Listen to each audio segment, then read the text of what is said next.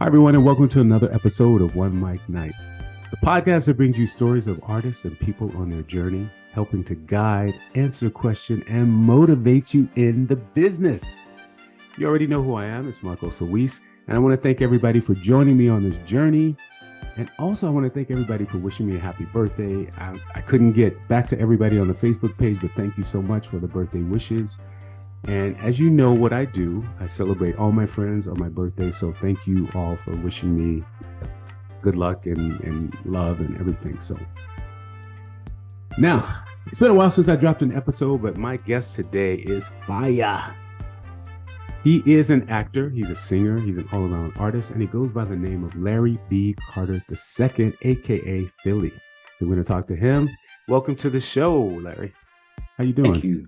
I am amazingly well. Thank you for having me. I appreciate taking out the time. I know everybody's schedule is busy, but I appreciate you giving me time. Your schedule is busy. You're the busy one, and I'm so happy you could take some time out to talk to me. Listen, I have questions. The first question is, who is Larry B. Carter II? Today, Larry B. Carter II is excited, open-minded, and growing. I feel like I've changed daily depending on what's happening and how I'm feeling. So I try to acknowledge my present self and not just stick to what I've done or what I plan to do, but just be present. I like that. That's beautiful. I guess the obvious question is, where does that come from? How did you start out? Or where did that sort of ideal come from? That came from, people might not know, or they might know, I taught elementary school for 7 years. So there was this program called Conscious Discipline that it really focused on mindfulness and being mindful, like when interacting, when something happens, instead of thinking about this is happening to me, this is happening in front of me. I'm witnessing this thing. So it kind of takes you out of it. So it just led me on a journey of a more awareness, being present in the moment and allowing for change to happen in my life, because change is going to happen. Things are going to happen, but how you respond to it determines the outcome, if that makes sense. Absolutely. Yeah. Perspective is everything. And the way you look at things is, it affects the way your life is. And you deal with things in gratitude, you deal with them in, opposition based on the way you grow up, of course. Yeah. Which is what I kind of want to know is how did you grow up, and where did that come from? Because not everybody growing up, especially men of color, we don't necessarily look at things in that way. So what was your upbringing like? I think that, so I'll say this. I believe my parents did the best they could with what they had and what they knew at that time. So I always give grace with that, because the more I know, the more I change, and so do they. So I'm grateful for that. My grandfather, my mother's father, was a Baptist minister, so it was very structured growing up. But then my parents divorced when I was like in 3rd grade, so I grew up, I'm a product of a single parent home. So a lot of times, being the youngest and the only boy, I spent a lot of time alone in my childhood. So that allowed me to be creative and just imagine what I wanted my life to be like as an adult. And I've been blessed enough with parents who support me and my endeavors and how I move in the world. And that kind of gave me space to feel like it's okay to change. It's okay to take what you need and leave what you don't. I like that. And I also like the fact that your parent gave you the opportunity to be creative, because a lot of parents don't. And I don't know if it's a generational thing. Where did you grow up? I grew up in Norfolk, Virginia, actually. Okay. Yeah. And I remember I was like 10 and I told my mom I wanted to act, which is funny.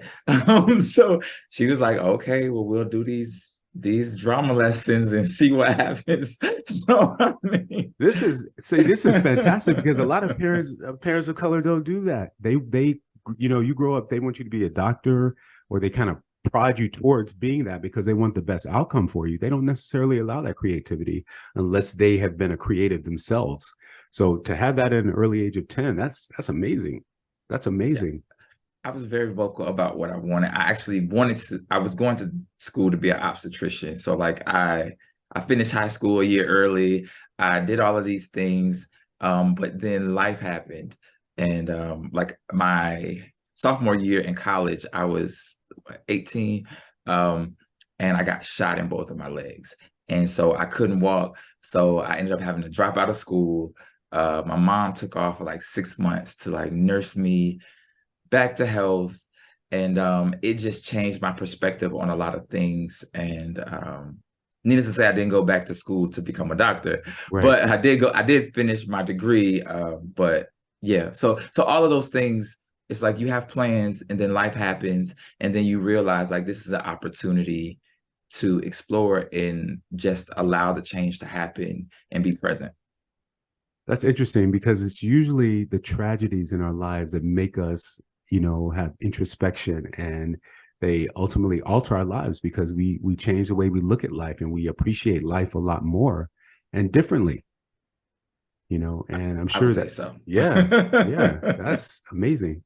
And I have to share this with you too. I started out actually school as in pre-med and switched into Wow. theater too. So, and I come from a household where my grandfather was a famous gospel singer. So, the church was always a part of my life as well. So that's interesting. I see where you are. Parallels. Definitely parallels. So 10 years old, you knew you were, thinking about arts. You're a musician, singer, and actor, and your parents allowed that. So where did that take you? Where did that journey take you? Whew, Starting at it took 10. me Yeah. so many different places. I think I always knew I was different, like when I was younger. Mhm. So it's just like everybody tried to push me into certain things. Like, you're so tall, why don't you play basketball? Or why don't you do this? Or why don't you do that? And I was very uh aware that like that's not what I want for me. So I'm not gonna do it. And like that wasn't easy at times. And definitely it came with pushback and hurt feelings and all of those different things that come, but it's okay. I mean, like, it's okay. It happens, and I survived that, and I moved past it. So, I mean, I always, when I talk about my story, I want to tell those parts that don't shine, because those are the parts that people always gloss over, and Right. people are like, "Man, how can I get to this point? Because I have this in the way."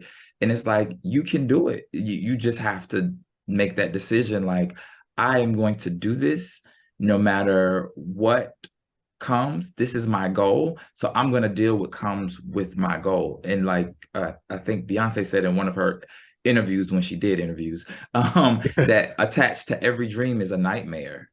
And it's true. Everything that you want that is beautiful and lovely, to every day there's a night. So you have to be ready to live through the night so you can see another day. No, that's right. That's right. And the thing is like, where does this all come from? Because there has to be, like, a lot of people talk about things like this, but you're actually living it. And how do we all get to that point? We all hear people say, we see the success, like you said, we see the success of these people and we think it's all roses, but it's not. There are ups and downs, not necessarily, not only in the entertainment industry, but just in life in general, and we have to be strong enough to overcome these obstacles and move on, you know. But where does that come Yeah. from for you? Where did you get this power? Was it during the time that you were nursing yourself back to health, or is it something that was always instilled in your upbringing? Resiliency, like watching my mom work, Mm-hmm. that taught me resiliency. Like, my mom, after my parents divorced, like, she worked like 12 and 16-hour days. So there were days where I would just see her come home from work and she would be up and gone back to work before I woke up the next day. And that type of sacrifice. So she made that type of sacrifice so that we could have a better life. And like, it's paying off now because she can see it in the, I have two older sisters, and each of us are successful, and that comes from us watching her like take the sacrifice for a greater good, and the greater good was us. So now we're able to kind of be masters of our own lives and make choices based off of, like the idea that, okay, if I want this thing, I'm going to have to work for this thing. And then if this thing is not working and my hard work is not paying off, it's okay to say, I'm going to do something else, that I can see the benefit and the reward from. It's not easy at all. I struggle with it daily, and it's like a work in progress, if that I makes love that sense. you said that. I love that you said that. It's not easy. Nothing we do is easy. And if it was easy, I don't even know if we want it. Right. We need a challenge. We need that challenge, because once you get to where you need to be, or you're working towards the goal that you want to have, that's when you feel this sense of accomplishment and the self accolade. You don't necessarily need the awards from anyone else. It's, your goal, and you're achieving your goal, and you're heading in the direction and the alignment that you need. So yeah, that's great. That's I love that fantastic. word alignment, because that is so important. And I think on a daily basis, we overlook alignment that is happening, because that is almost like us, in my opinion, is a spiritual guide. Like if there is someone in your life that is constantly showing up, and for one reason or another, and you're not understanding why, it's like understanding that, okay, we have a purpose to do something together. You are going to support me, and I'm going to support you in a way that we might not see today, but it's going to pay off down the road. And I think a lot of my relationships have been that way. Absolutely. I couldn't agree with you more. 100%. Let's talk about some of your music. Mm-hmm. So you released some music a couple years ago, and I'm sure recently as well. But I don't even know where to start with this one. Tell us the names of your projects. Worthy was the latest release that I released on my birthday in 2020. Before that, it was Philly Presents Mr. Carter. That was more of just like a breaking out of the image that everybody had of me. What was the image they had of you? So when people see me, I don't know what they see, but they they see this safe person. And when I say safe, I mean like how people saw Will Smith before he slapped Chris Rock. Like very like center of the road, almost to a fault of like this person, not perfect, but like presents perfectly. Like people try to say about Beyonce and everybody, like Will Smith and all of these, but these are people, so I really had to try to deviate away from that in my own way, to say like, hey, like I'm not just this guy that's out here advocating for gay rights or teaching kids. I'm also a full man. I'm a sexual being. I have all of these things that happen inside of me. So because like people literally, I mean, I remember one. I was going to a strip club, and someone like was like, what are you doing here? It's like, what are you doing here? Like that. I mean, it's just like, I'm doing the same thing here that you're doing here. Like, so those type of things that gave me a perception, like this person that doesn't even know me assumes that like I'm at home reading my Bible right now instead of out having fun with my friends, Right. So like a clean cut, middle of the road, guy next door type. Yes. Do people come to you with problems and they talk to you? They want to talk to you. They ask for advice. Let me tell you exactly what's happening with you. You're a person of high vibration. That's why. When people come to you and they talk to you, ask you for advice, they feel secure, and they when you walk into a room, people stop. Your vibration is high. That's what it is. So you're magnetic. That's what it is.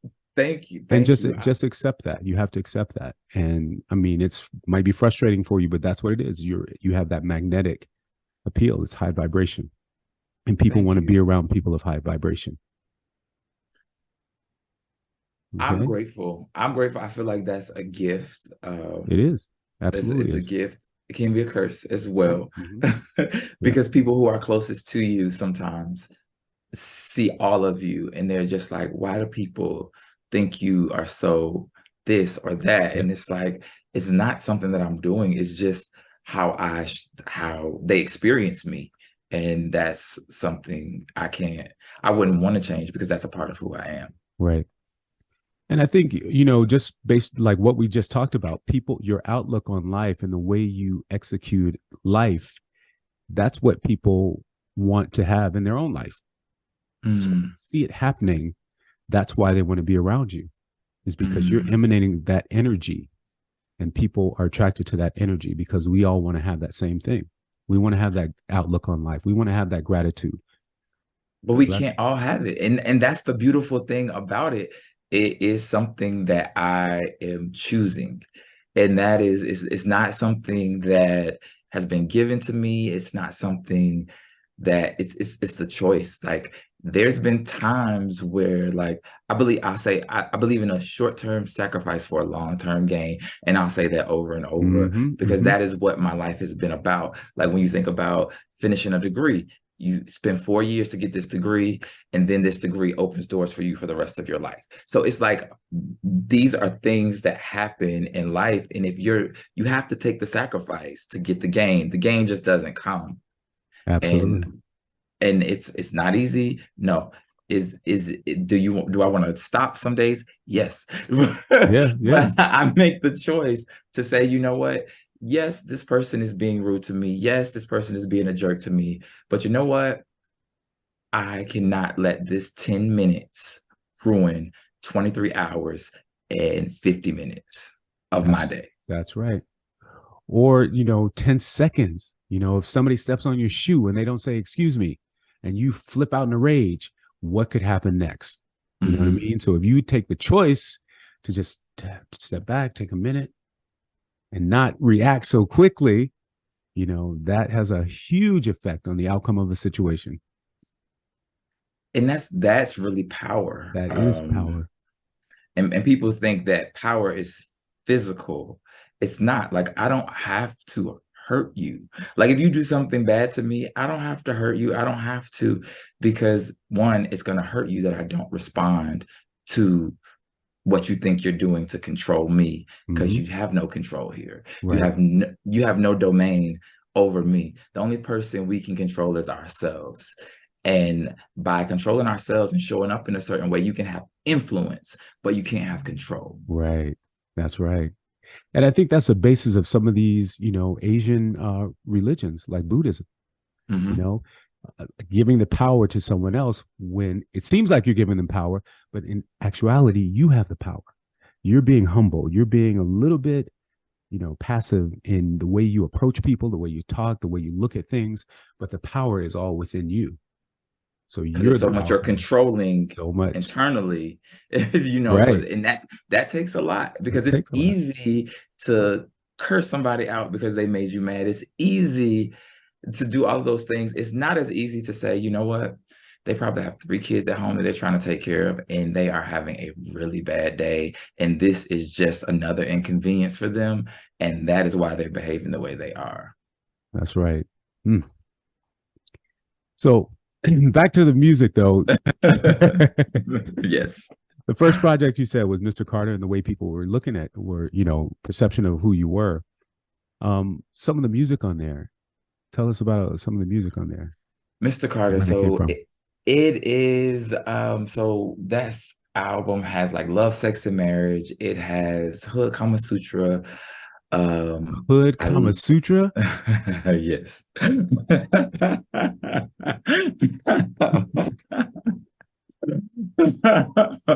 um, Bull. And so I took different things from my past, like Hood Kama Sutra. That was like actually a song I wrote many, many years ago. And it just never landed right until, and then I heard this like crazy, I heard the track and it was crazy.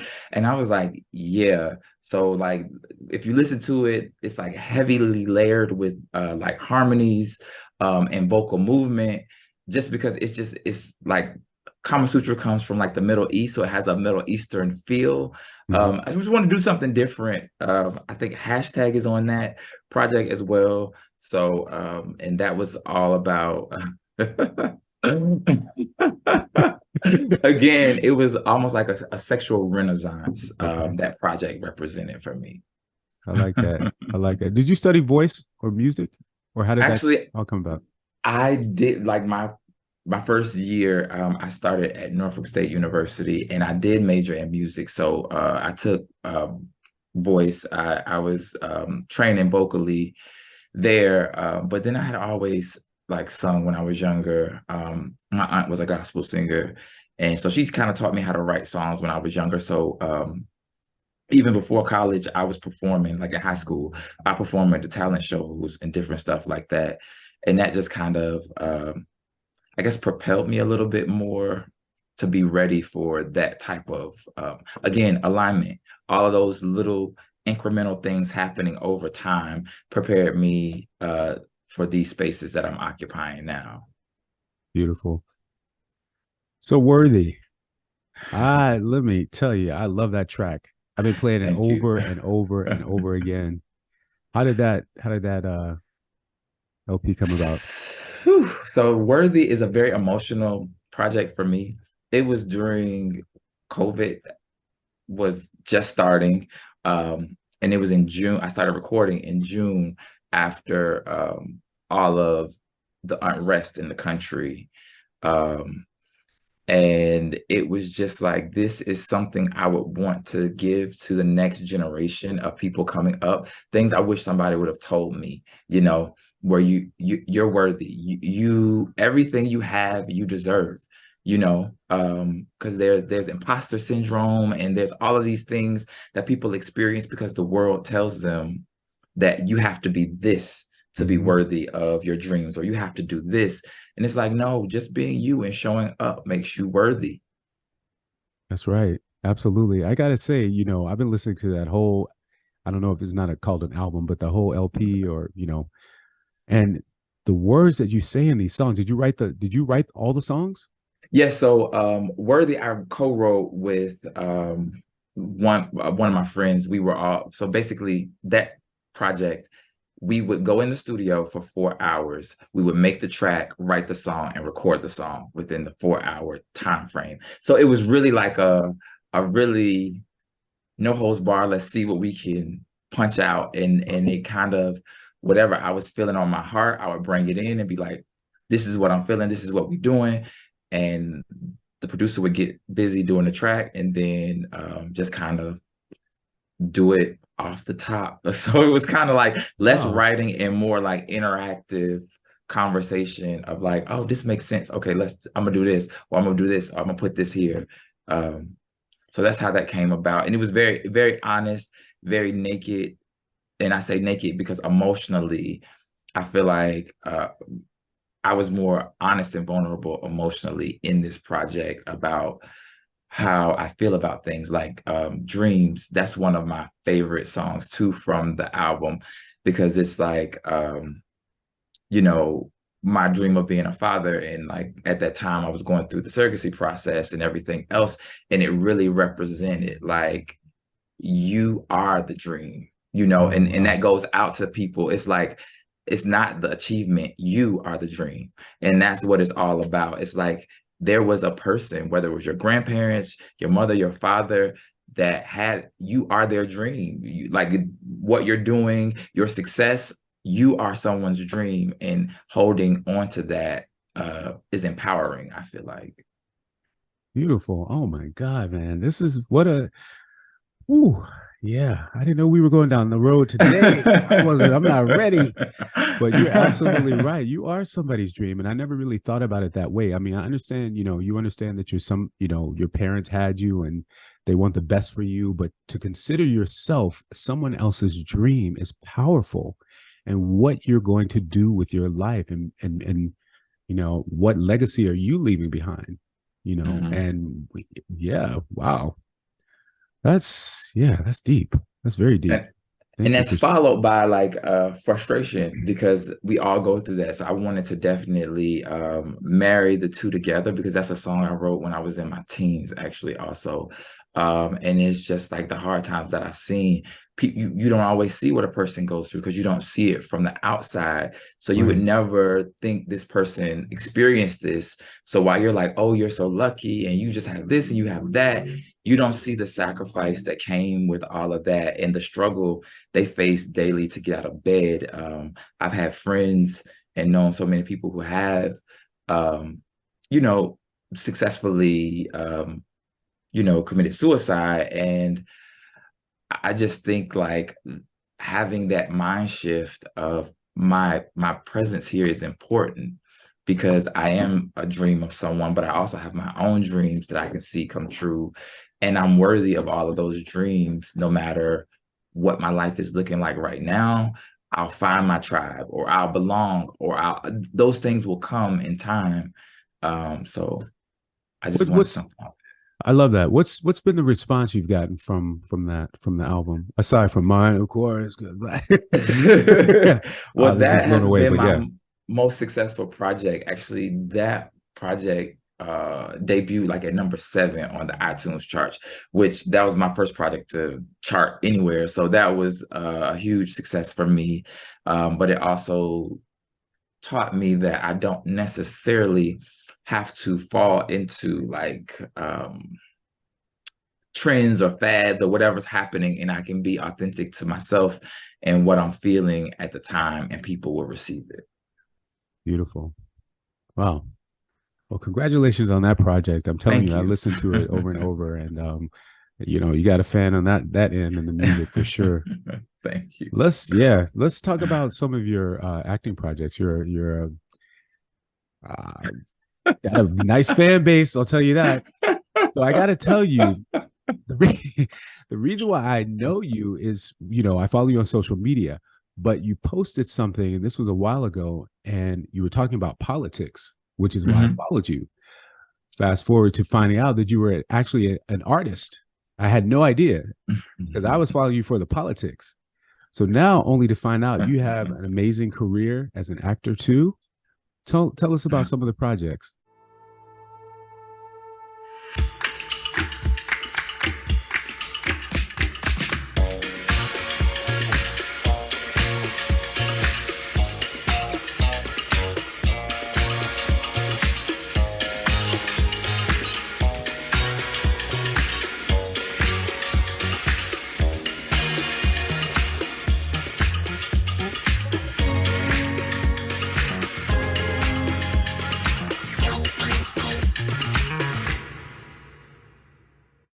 That you worked on. Right now I'm working on About Him, the season 5, which is like really explosive.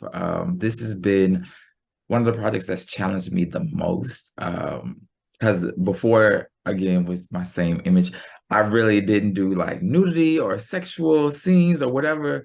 And there are some very racy scenes in this series, and more to come, like, because only 9 episodes have come out. So these last 6, but Yeah, and I want to talk about those too in a minute. So, because I have questions, yeah,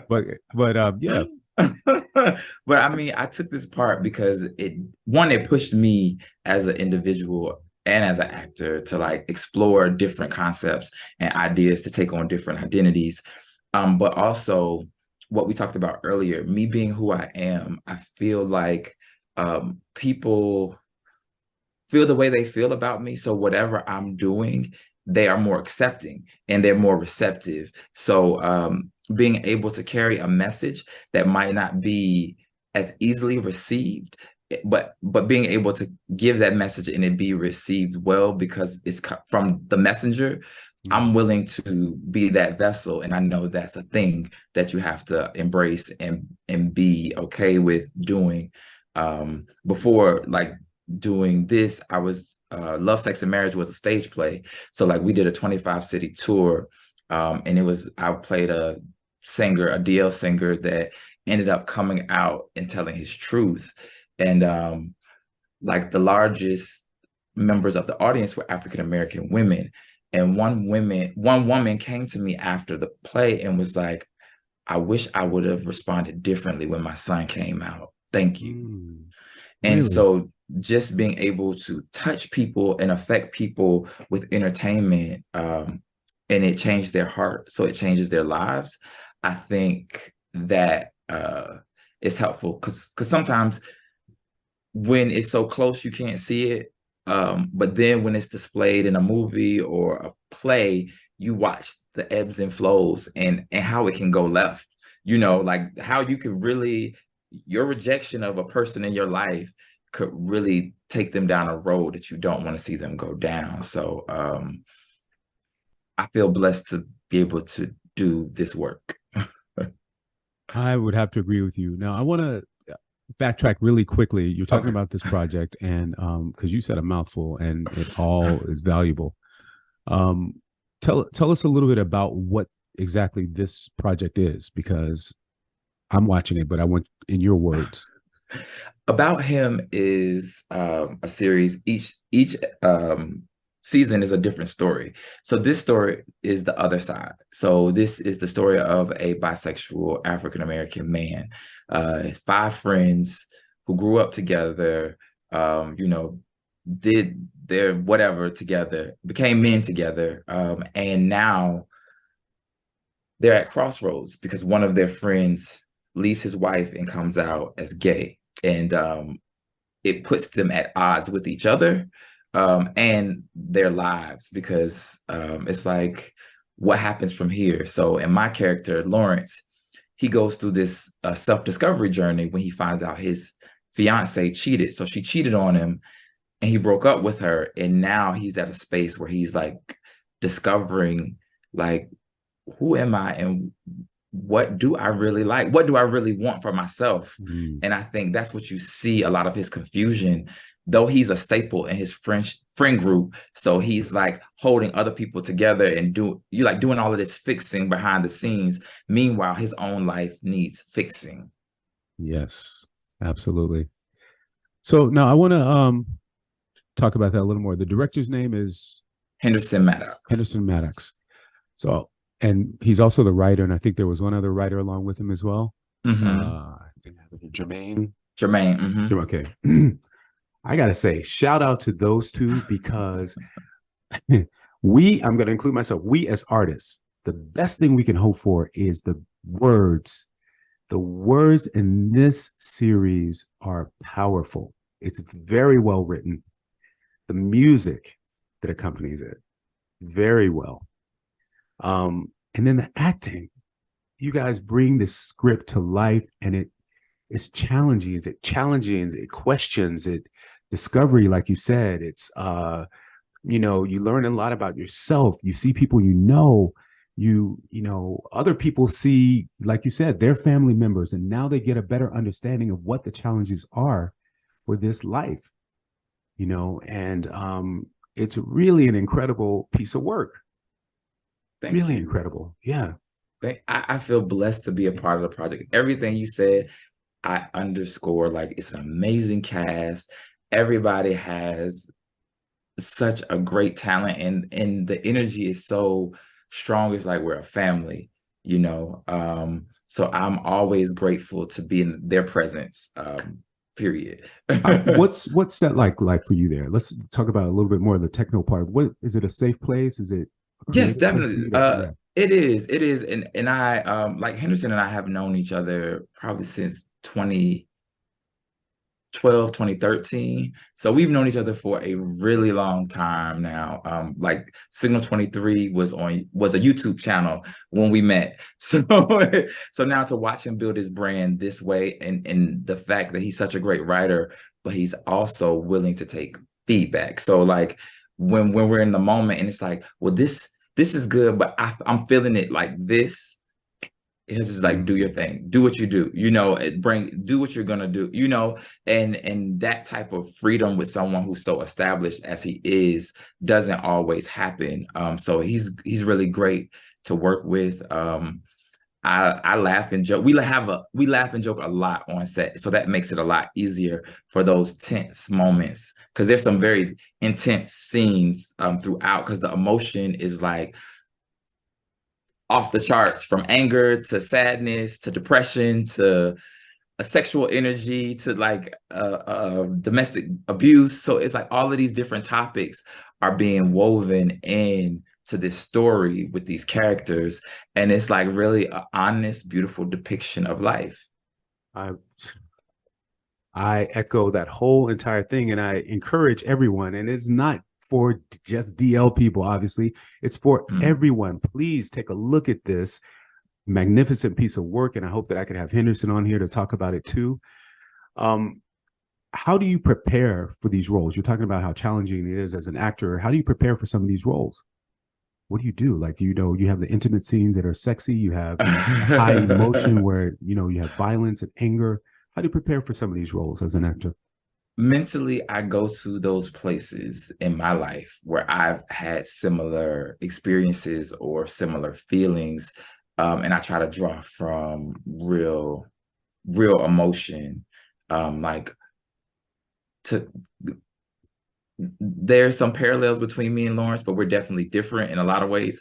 But I just imagine like what it would feel like if I were in this space. And that's kind of how I think about it. And I think about people I know who actually have experienced some of this stuff, and just like how I've seen them show up in the world and how it's affected them. And like all of those things combined, it really kind of gives me I guess a immersion into the character. Okay. When you do the intimate, you know, I gotta ask, when you do the intimate scenes, how challenging is that for you as an actor and the person you're doing the scene with?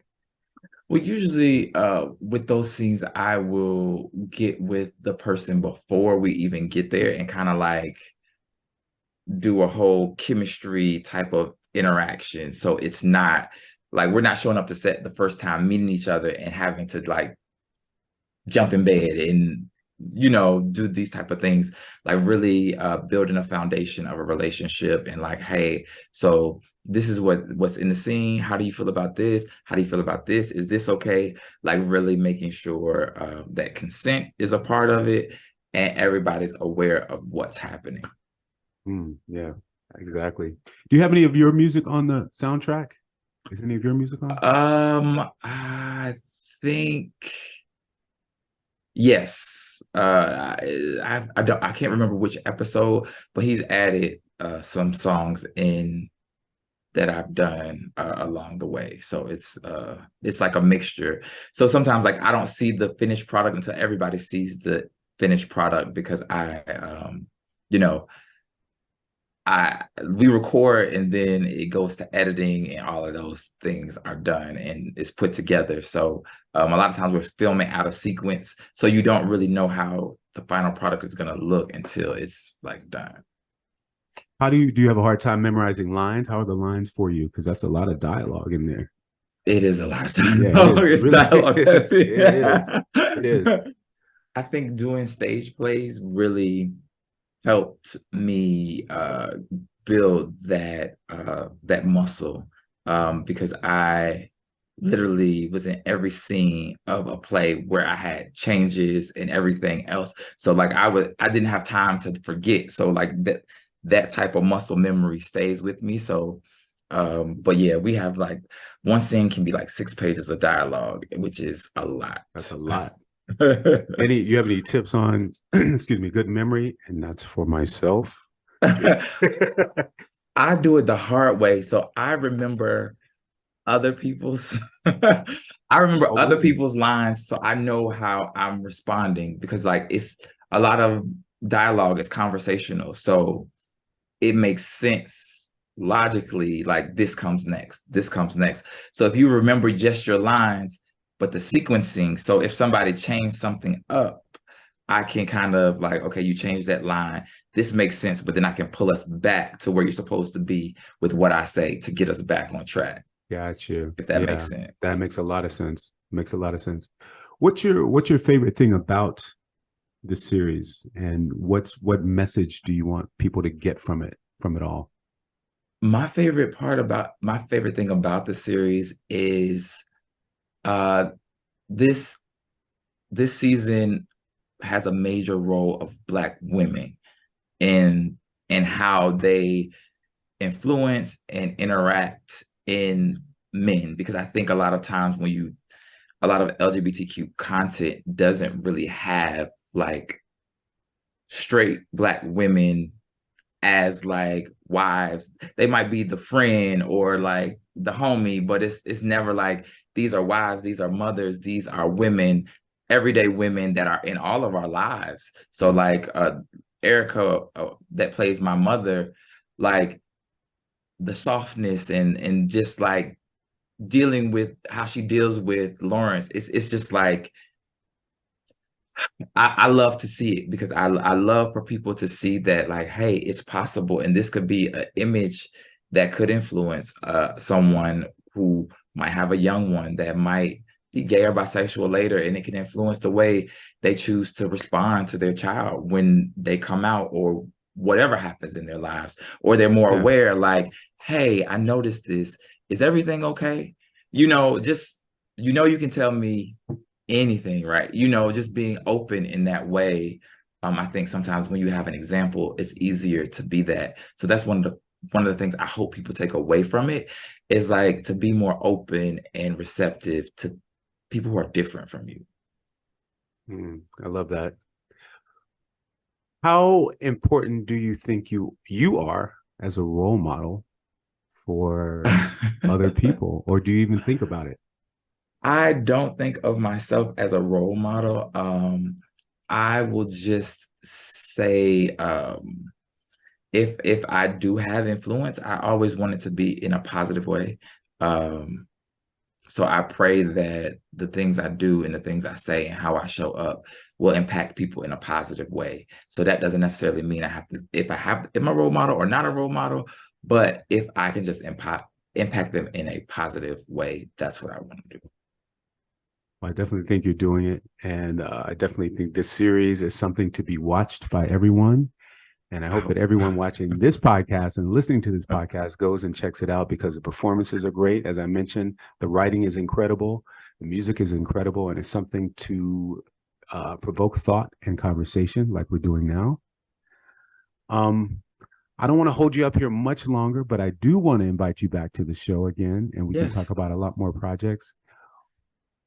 What First of all, how do we get in touch with you? How can we follow you? How can we learn more about what you're doing? Because you're doing a lot of Um, incredible things, and thank you for that. thank you. Yeah. Philly World, PhylleWorld. And that's on Twitter, that's on Instagram, that is my handle. I think it's even on Snapchat. So I just use the same handle everywhere. So you can contact me there. I don't necessarily have a website right now, but those social media platforms are really like the outlet. Every Sunday, you can log on to Signal 23 and see about him. That's what I'm doing. Later this summer, we'll be on tour. So we'll be coming to a city near you. So look out for that starting in June to promote the show. It'll be the season finale tour. So the season finale will be like a movie feature. So, and the cast members will come out, and you can come out and watch it in person. So I appreciate all your support. I appreciate you and everything Thank you're you. doing. This is a gift to the community, and I would love to come back. Thank you. Please do come back. Any new music in the works before you go, or what? We'll see. Possibly, Possibly. possibly. Okay, so we'll keep that on the radar. Everybody, please check out Philly World at Philly World. He's on all social media. Larry B. Carter II, Philly music actor, creator, bona fide star. He's here Thank at you. OneMicNite. Thank you all for watching this episode. Please make sure you follow me at Marcos Luis, MarcosLuis. Follow the show at OneMicNite. OneMicNite is streaming on the audio platforms. Check it out on Spotify. You can now watch it on Spotify as well. Go to the YouTube channel at OneMicNite. And also make sure you check me out coming up May 18th, the week of May 18th. I'll be at the Harlem International Film Festival for the second year. I'll be hosting and moderating all the film panels. Thank you to Harlem International Film Festival. Everybody, check it out. Support young filmmakers. Young filmmakers. We need it. Writers, actors, producers in the epicenter of Black culture, Harlem, USA. My name is Marcos Luis. This is OneMicNite. Thank you. I'll see you next time. We're out.